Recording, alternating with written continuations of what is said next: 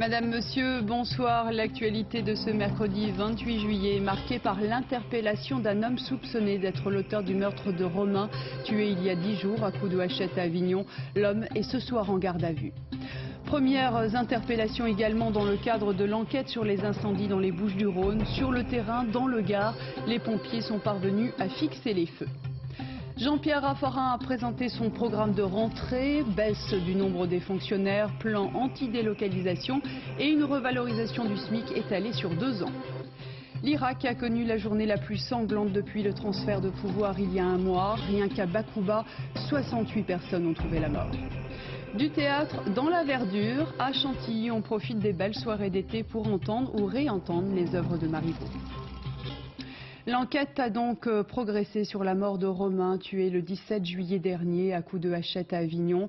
Un homme a été interpellé aujourd'hui à Sète dans l'Hérault. Il est toujours en garde à vue. Aurélia Guillemin, Francis Mazoyer.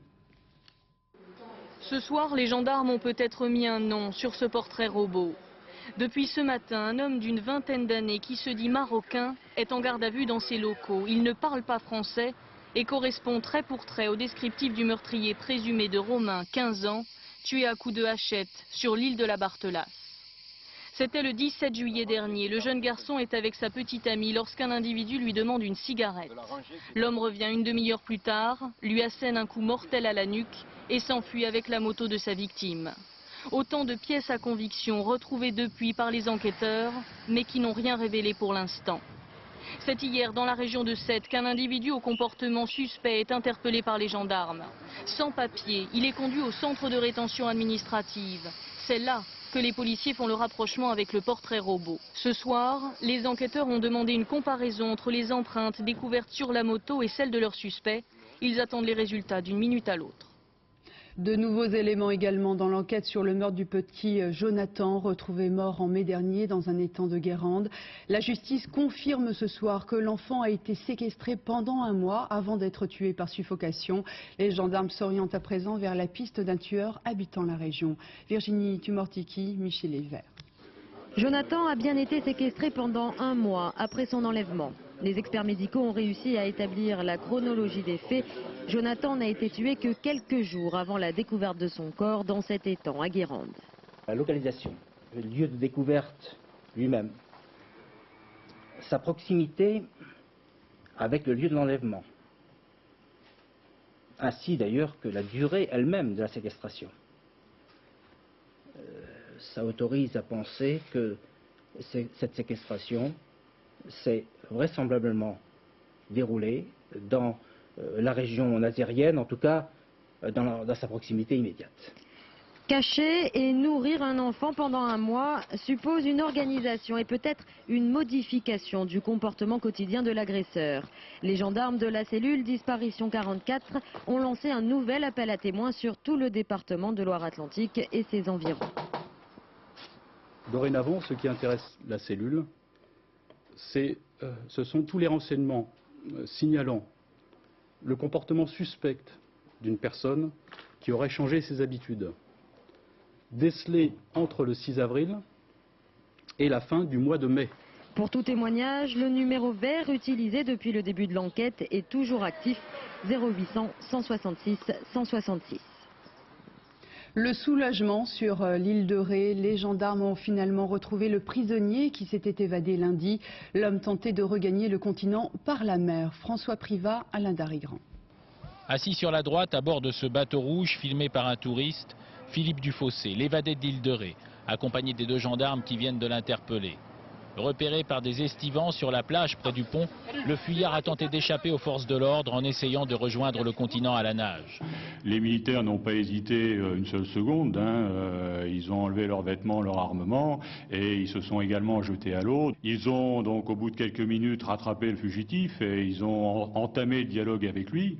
En lui demandant si ça allait bien, sachant qu'il avait toujours dans les mains également un cutter. Épuisé, rapidement maîtrisé, Dufossé est évacué vers La Rochelle. Les gendarmes sont alors applaudis par des touristes visiblement soulagés. Le fait de le voir repartir entre bonnes mains, on est revenu à la plage. On a des enfants, un kidnapping c'est vite fait. Pour tout le monde c'est très bien. Ouais.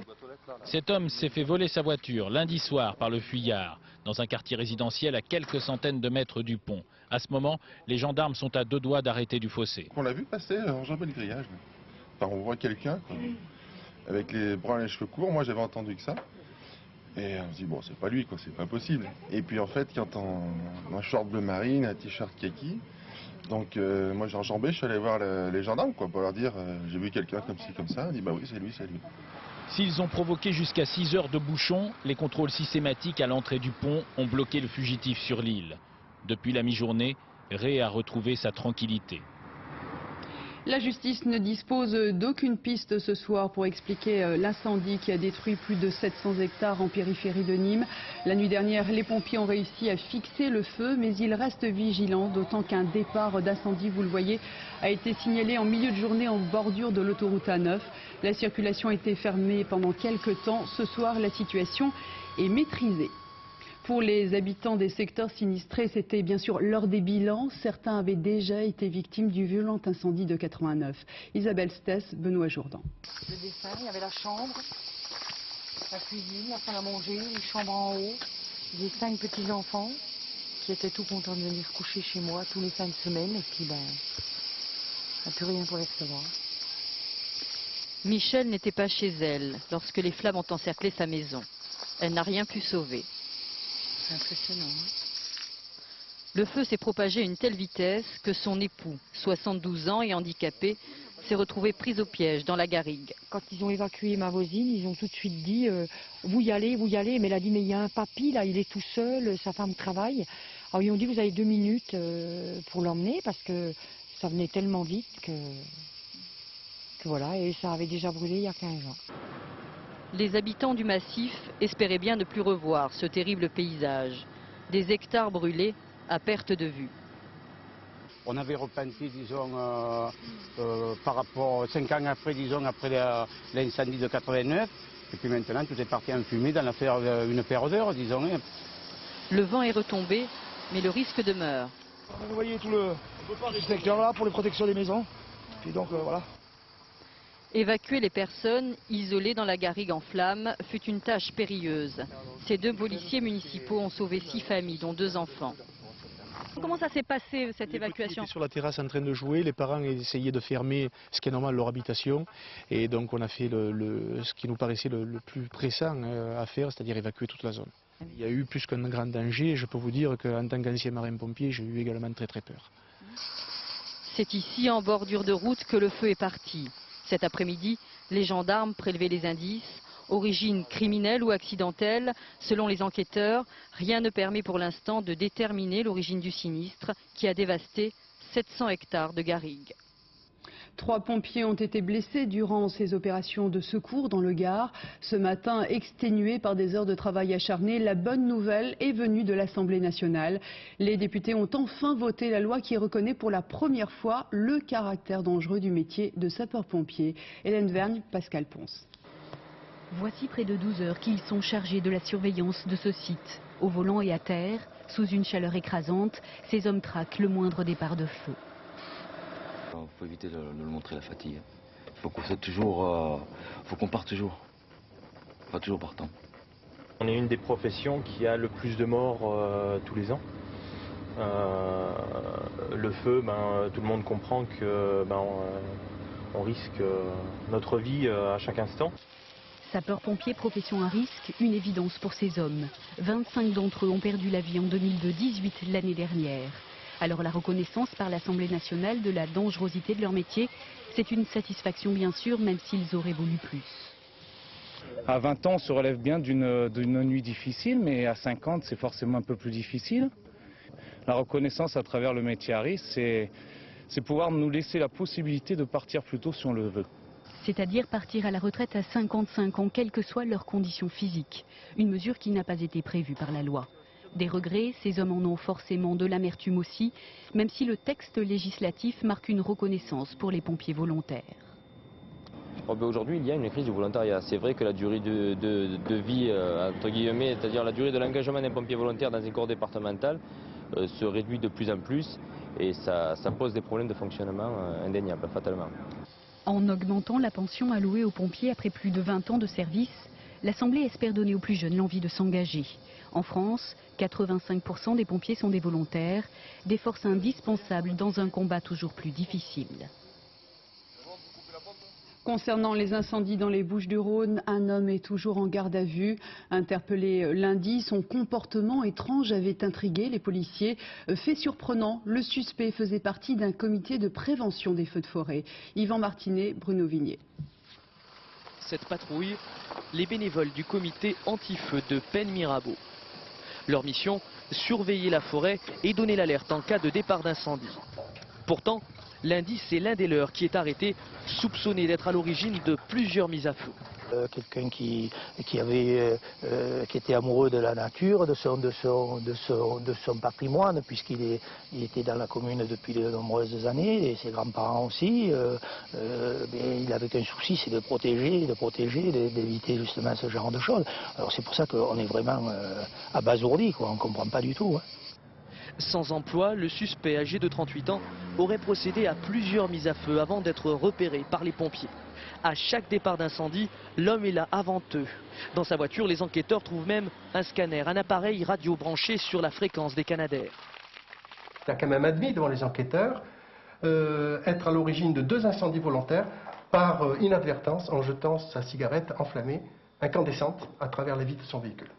2 fois le même jour? Effectivement, 2 fois le même jour. L'incendiaire présumé ne présenterait aucun trouble psychologique. Il devra être examiné par les experts psychiatres.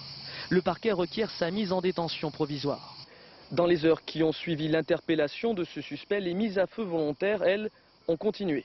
Et là, les enquêteurs n'en savent pas davantage. Seule certitude, le ou les auteurs de ces nouveaux départs d'incendie courent toujours. Dans le Var, c'est un employé communal de Brignoles qui comparaît ce soir devant la justice à Draguignan.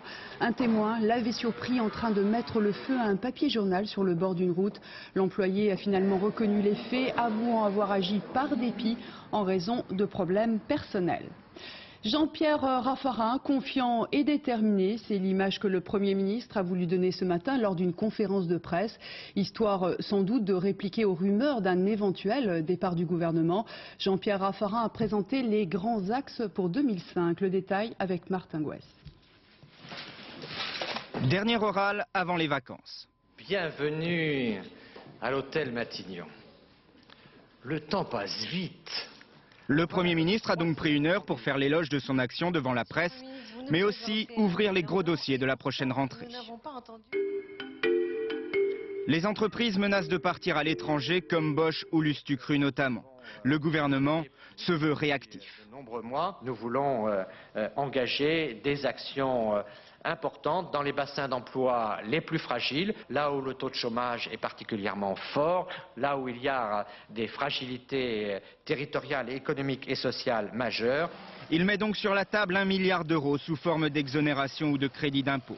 L'amnistie fiscale pour les capitaux partis à l'étranger serait aussi dans les cartons.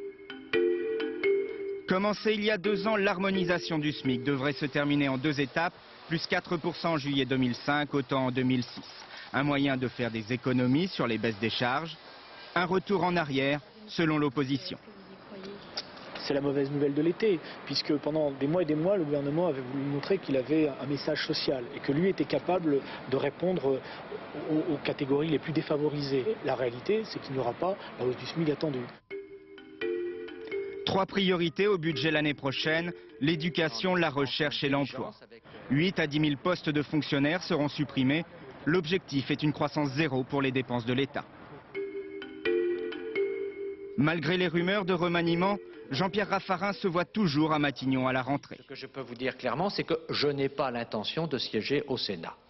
Avec tous ces dossiers sur son bureau, le Premier ministre ne semble pas prêt à laisser son fauteuil. Et je vous souhaite des vacances courtes mais studieuses. Merci à vous tous.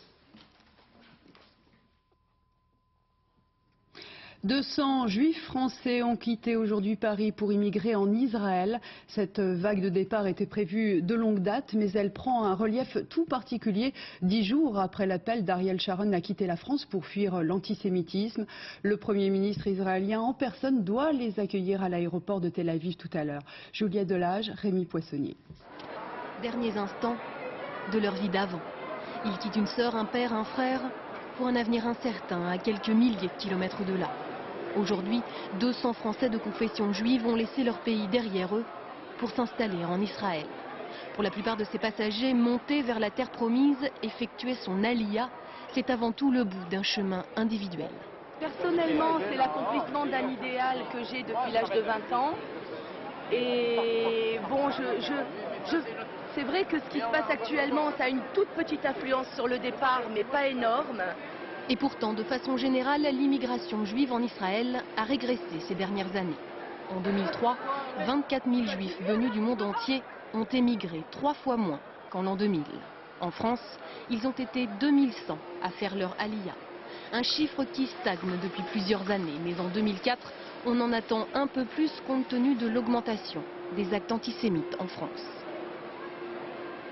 Ici, on en est arrivé à un stade où on se pose la question, est-ce qu'on est vraiment chez nous? Si, quand on voit certaines personnes qui viennent, qui nous disent rentrez dans votre pays, alors que je suis quand même né en France, je vote, j'ai une carte d'identité française, je lui dis je suis quand même français, j'ai pas besoin de sortir mes papiers à n'importe qui. Lorsqu'ils arriveront en Israël, pour les accueillir, les représentants du gouvernement israélien. Rien d'exceptionnel pour un groupe d'immigrants, mais aujourd'hui cette cérémonie prend un reflet singulier dans un contexte de polémique entre la France et Israël. L'Irak vient de connaître la journée la plus sanglante depuis le transfert de pouvoir il y a tout juste un mois. Une série d'affrontements et d'explosions à travers le pays a fait au moins 120 victimes. Et c'est la ville de Bakouba au nord de Bagdad qui paie le plus lourd tribut. Florence Boukiya. C'est un attentat suicide destiné à faire le plus de victimes possible parmi les dizaines de jeunes candidats à un poste dans la police irakienne. Ces hommes faisaient la queue devant le commissariat de Bakouba. La voiture piégée a explosé devant eux. Un autobus passait à ce moment précis. Ses 21 passagers sont morts. En tout, 70 personnes au moins ont été tuées ce matin dans ce fief de la résistance sunnite au nord de Bagdad. Une soixantaine de blessés ont été transportés à l'hôpital, certains dans un état désespéré. Plusieurs victimes ont été enterrées dès cet après-midi. Sur les lieux de l'attentat et sous bonne garde, le gouverneur de la province de Bakouba exprime toute la colère des habitants. Vous voyez bien que ces criminels ne visent pas les militaires, mais des civils désarmés. Aujourd'hui, les gens visés faisaient la queue pour intégrer la police, pour servir leur peuple et leur pays. Dans tout le reste de l'Irak, la violence a marqué ce jour anniversaire. Il y a un mois, jour pour jour, les Américains transféraient le pouvoir aux Irakiens. Au sud de Bagdad, à Souaïra, 35 rebelles et 7 membres des forces irakiennes ont été tués lors d'affrontements. À l'ouest de la capitale, à Ramadi, les rebelles ont attaqué un camp de la force multinationale. 10 soldats et un pilote américain ont été blessés, un combattant irakien tué. Aujourd'hui en Irak, 120 personnes au moins sont mortes. Ce sont pour la plupart des civils. Et on retrouve notre envoyé spécial à Bagdad, Thierry Curté. Est-ce un hasard si ces attentats très sanglants arrivent un mois, jour pour jour, après le transfert de pouvoir aux Irakiens ? Écoutez Carole, ce qui est sûr, c'est que ce carnage va forcément marquer les Irakiens. Mais ce qu'il faut bien comprendre, c'est que des attentats, il y en a tous les jours en Irak, du sud au nord du pays, et bien sûr principalement ici, à Bagdad. Ce carnage aurait donc pu arriver avant. Mais il y a une date un peu particulière qui marque le début de la vague d'attentats que nous connaissons actuellement. C'est le 14 juillet, jour de fête nationale, ici aussi en Irak. Et depuis ce jour-là, tous les matins, à heure régulière, entre 6h et 9h du matin, une voiture piégée explose quelque part, une régularité qui en dit long sur l'enracinement et la structure des auteurs de ces attentats. Alors Thierry, vous qui êtes sur place depuis plusieurs jours avec votre équipe, est-ce que le sentiment d'insécurité est très fort aujourd'hui à Bagdad ? Eh bien écoutez, c'est tout le paradoxe de la situation à l'heure actuelle. Certes, il y a des attentats tous les jours, mais les embouteillages sont incroyables ici dans Bagdad. Les magasins sont pleins, les stocks jusque sur les trottoirs. Et puis, dans le même temps, les Bagdadis ont bien sûr envie de consommer, mais à la nuit tombée, il n'y a plus personne dans les rues. Merci beaucoup Thierry. Aux États-Unis, l'arrivée tout à l'heure du sénateur John Kerry à Boston, où se tient actuellement, vous le savez, la convention démocrate. Dans les prochaines heures, il sera officiellement désigné comme candidat du Parti démocrate dans la course à la Maison-Blanche. Alors pour l'instant, John Kerry n'a donné aucune indication sur la teneur de son discours d'investiture. Ce sera une surprise, a-t-il affirmé. Les 4 détenus français rapatriés hier de la base américaine de Guantanamo sont toujours en garde à vue dans les locaux de la DST à Paris. En mars dernier, c'est la Grande-Bretagne qui récupérait 5 de ses ressortissants. Ils ont très vite retrouvé la liberté. Aucune charge n'a pu être retenue contre eux. Correspondance à Londres, Christelle Bertrand. Le soir de leur libération, les mesures de sécurité étaient celles qu'on réserve aux terroristes. Pourtant, les 5 ex-détenus de Guantanamo sont restés moins de 24 heures entre les mains de la police britannique. Pas de charge, donc pas de procès, ils sont libres. Jamal Al-Harit est resté 2 ans prisonnier des Américains. Depuis qu'il est rentré, il écrit les tortures, les humiliations qu'il a subies. Ce Britannique de 37 ans converti à l'islam vit à Manchester. Son retour au pays n'a pas effacé ses interrogations. Les Anglais m'ont relâché sans m'arrêter, sans rien. Ils m'ont même pas dit au revoir. Vous pouvez le croire, ça? Ils m'ont jeté dehors. Je n'attends rien d'eux. Mais ils auraient pu au moins répondre à mes questions. La police anglaise n'a pas eu le droit de poursuivre les ex-détenus, car elle les a interrogés sur la base de leurs déclarations faites à Cuba devant les Américains. Les déclarations de mon client devant la police anglaise ne sont pas recevables par un tribunal, car elles ont été obtenues sous la contrainte. Il y a toujours 4 Britanniques détenus à Guantanamo. Tony Blair a encore du mal à condamner les conditions de détention de ses concitoyens. Guantanamo Bay est une anomalie à laquelle on doit mettre fin un jour ou l'autre. Il n'y a aucun doute là-dessus. Le dossier des détenus britanniques de Guantanamo est aussi un enjeu diplomatique. Le gouvernement américain ménage aussi son allié. Il s'est abstenu de tout commentaire sur la procédure britannique. Faut-il assouplir la loi Evin pour relancer la viticulture française? Un rapport parlementaire remis ce matin à Jean-Pierre Raffarin défend cette idée. Il demande que la publicité autour de la qualité du vin soit autorisée. Les auteurs du texte s'appuient sur l'exemple espagnol qui considère le vin comme un aliment. Reportage en Espagne, Frédéric Montal, Jean-François Renaud. Baigné par l'océan Atlantique, accroché au flanc des collines, le Guipúzcoa, la plus petite région viticole de l'Espagne. C'est ici que se trouve le plus grand défenseur de la loi de la vigne, votée l'été dernier.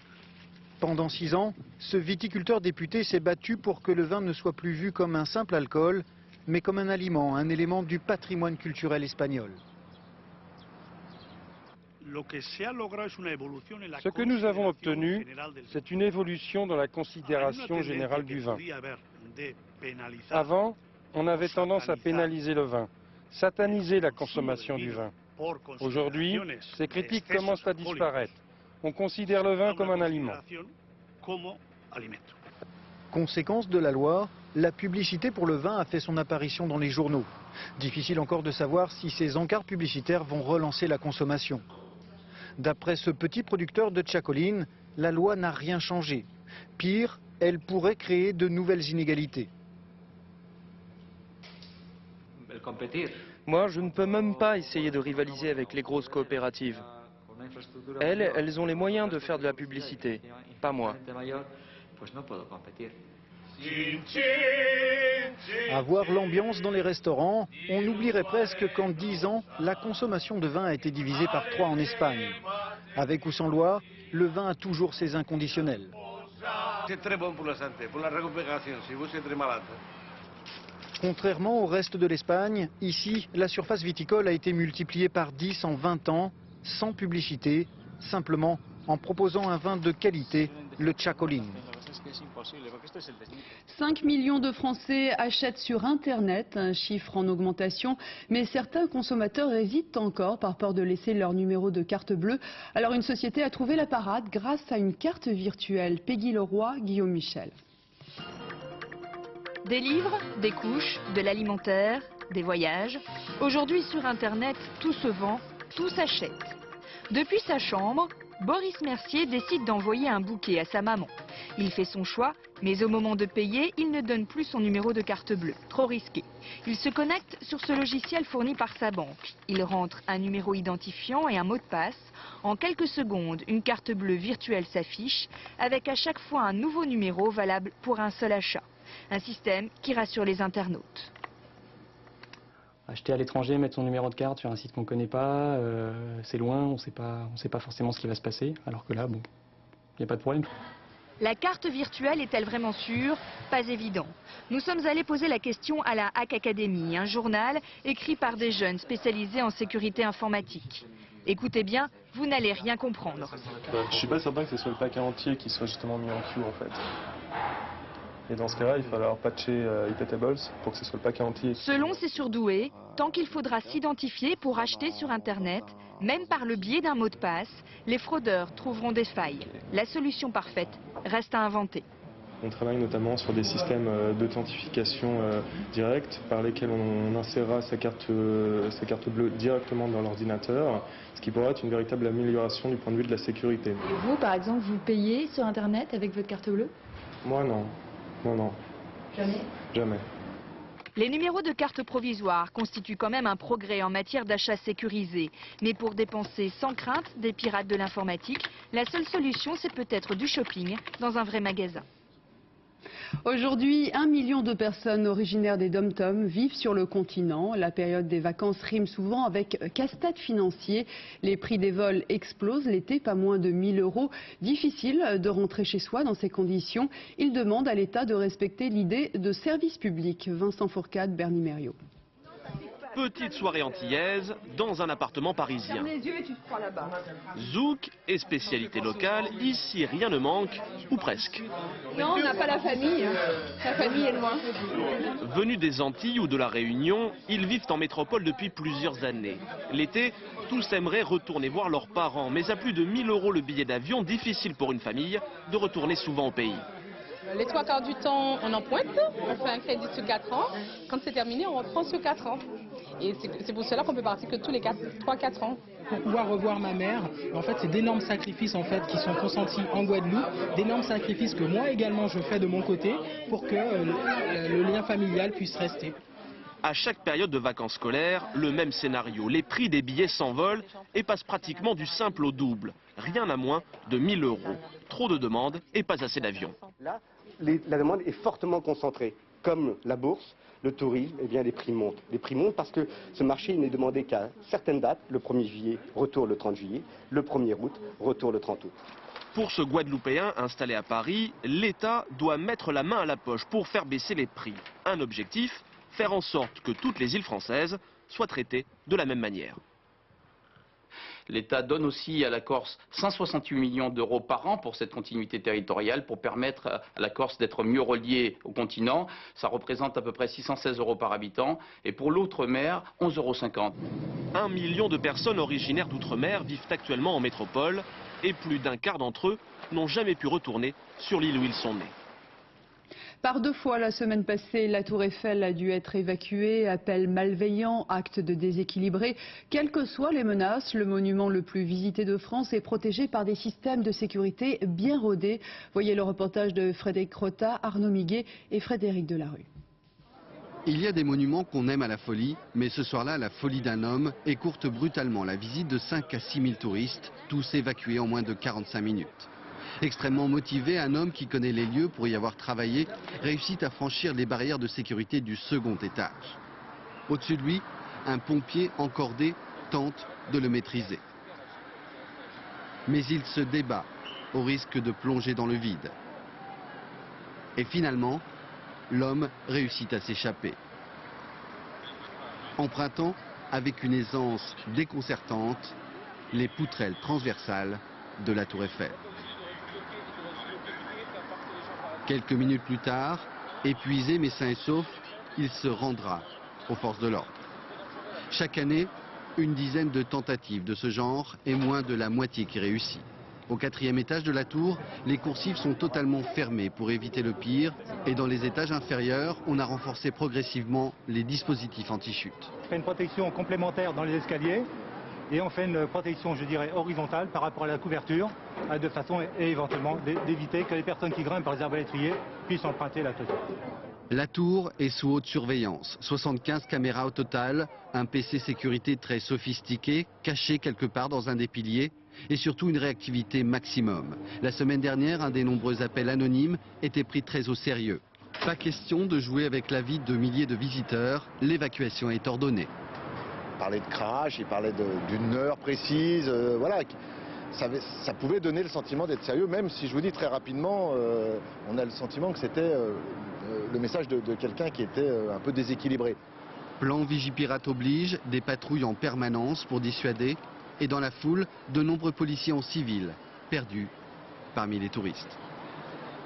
Le coq gaulois, le vrai, est en voie de disparition. Des scientifiques se battent pour préserver la plus ancienne race de coqs français. Sophie Rodier, Mathias Second. Le coq gaulois. Animal majestueux.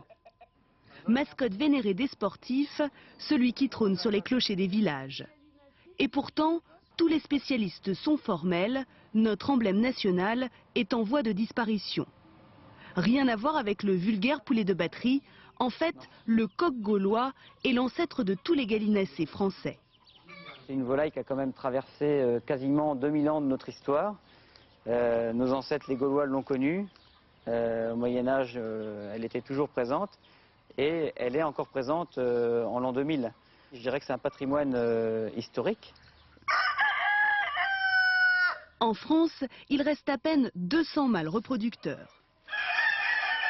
Nous sommes à l'Institut de recherche agronomique près de Tours. Au-delà du symbole, ici c'est le patrimoine génétique de ces volailles qui intéresse les scientifiques. Ces coqs-là sont nés en laboratoire pour éviter tout contact avec des microbes. Tous les 2 jours, des échantillons de leurs semences sont prélevés pour être conservés. Jean-Didier le masse de façon à bien le préparer. Il lui appuie sur les glandes dans lesquelles sont stockés les spermatozoïdes.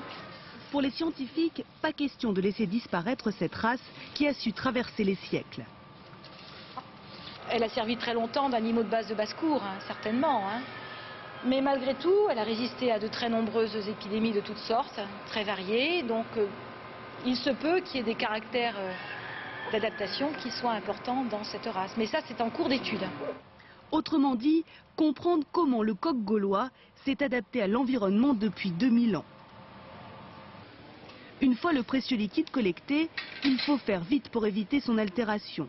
Si le prélèvement est de bonne qualité, il est immédiatement congelé sous forme de paillettes dans une cuve d'azote liquide.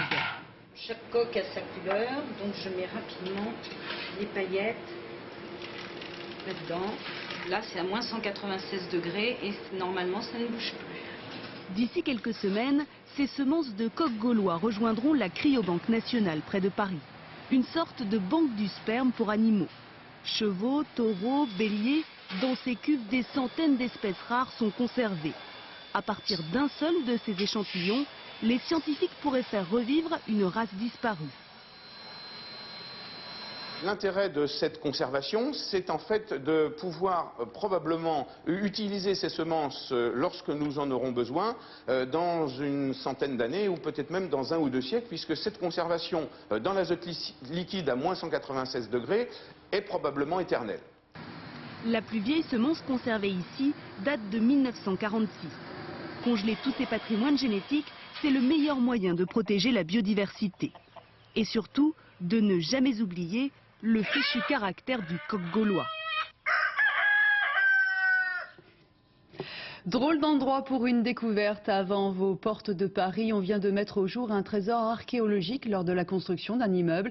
Il s'agit d'une maison romaine, témoin de ce qu'était la banlieue parisienne il y a de ça 2000 ans. Nicolas Châteauneuf, Patrick Voix. Cela ressemble à la campagne, mais vous êtes seulement à quelques centaines de mètres de Paris. Et c'est ici, à l'ombre d'un immeuble, que les archéologues ont découvert les restes d'une maison datant de l'Empire romain. Au IIe siècle après Jésus-Christ, Paris s'appelait Lutèce et grandissait à vue d'œil. La banlieue, elle, commençait tout juste à exister. Ces vestiges sont donc particulièrement rares. La région parisienne, c'est fortement urbanisé, donc les vestiges, lorsqu'ils subsistent, sont toujours perforés par des installations postérieures. Mis à part les restes de ce four de potier qui date des premiers rois francs, tout est resté intact. Les murs, les enduits et même les canalisations d'eau. Mais à qui appartenait la maison? Deux hypothèses. Celle d'un riche patricien qui voulait bénéficier d'un joli point de vue, ou celle d'un bâtiment lié aux thermes découvertes il y a 5 ans non loin de là. Mais dans les deux cas, les occupants ont laissé des traces. Eh bien, nous avons retrouvé des objets de la vie quotidienne de l'époque gallo-romaine, un fragment de peigne de l'époque mérovingienne. Nous avons aussi des peintures, un visage. On voit les deux yeux du personnage. Ce personnage est à taille humaine, donc c'est relativement rare. Lancés à l'occasion de la construction d'un nouvel immeuble, les fouilles doivent s'achever dans 2 jours. Les archéologues vont donc céder définitivement la place aux engins de chantier. Sous l'Empire romain, on ne connaissait sans doute pas la crise du logement. On prend de la hauteur avec un vol en montgolfière dans les Pyrénées, une autre façon de découvrir le plateau de Cerdagne à la frontière entre la France et l'Espagne. Paul de Genève, Vincent Ferreira. Encore couché dans l'herbe, le ballon trépigne déjà. La toile se gonfle, presque prétentieuse, devient montgolfière. Petit matin dans les Pyrénées, à l'heure où certains partent en randonnée, ces touristes-là préfèrent s'envoler. À peine rassurés pour une première fois. Oh là là. Non, par là. Moi je me casse la pipe là. Un, deux. Alors, en voilà une. Attends, lâche-moi. Ça va, vous êtes en confiance? Oh, pas du tout, pas du tout. Alors là. Mais si. Oh, toi t'es souple, hein. Elle paraît pas aussi grande quand on est là, hein. Non, c'est vrai. Allez, c'est parti. Voilà. Au revoir. Le dernier accident en montgolfière date de quand? Il y a eu combien de décès ou combien...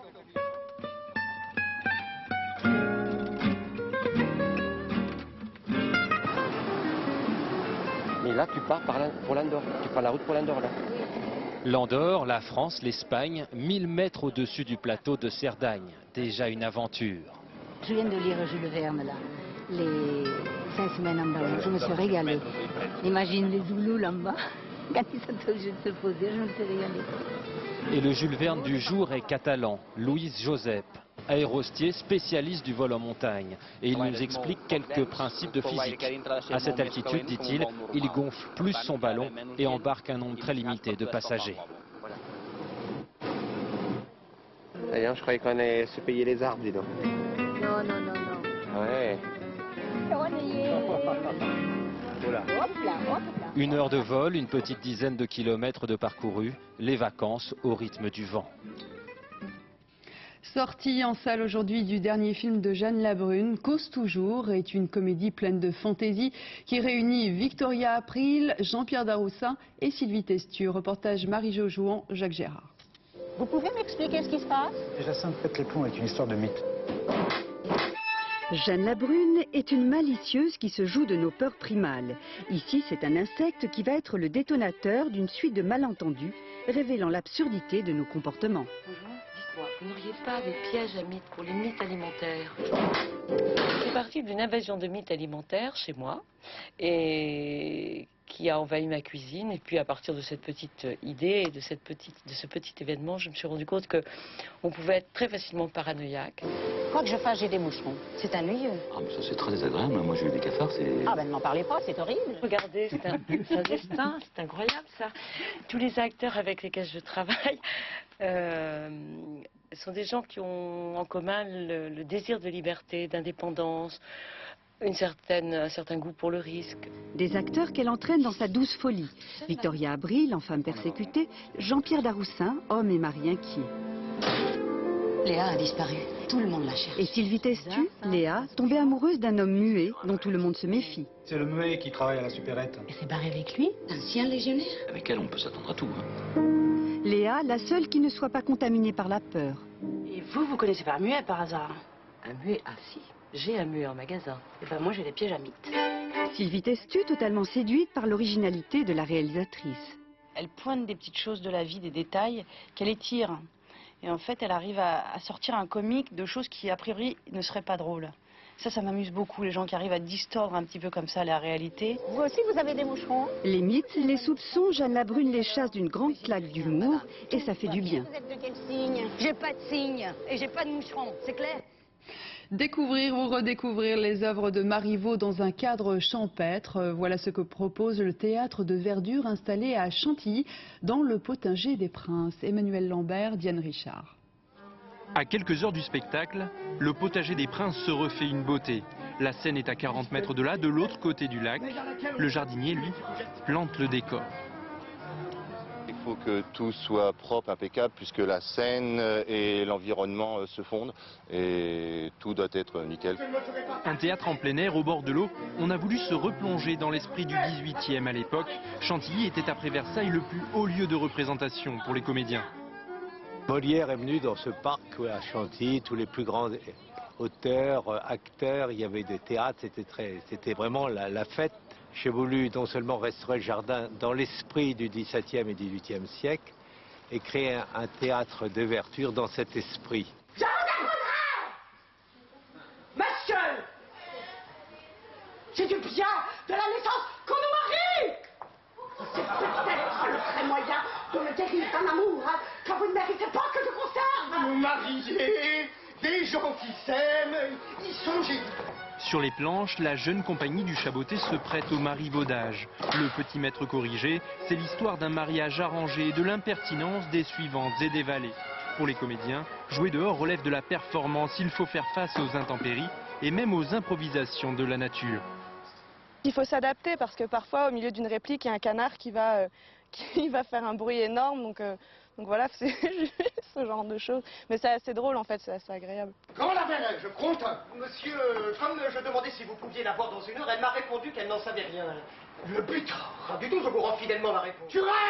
En août, la compagnie du Chaboté proposera le Barbier de Séville, une autre pièce du 18e pour que Chantilly reflète à nouveau son éclat d'antan.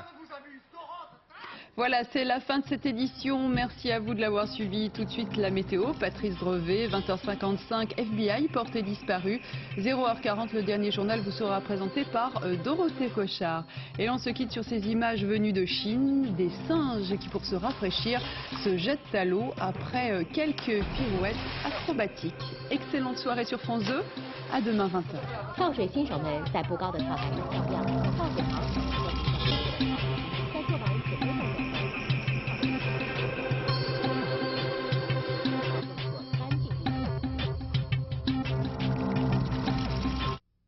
Votre soirée sur France 2. Fausse piste, conclusion hâtive, l'équipe de Jack Malone est confrontée à ses propres limites.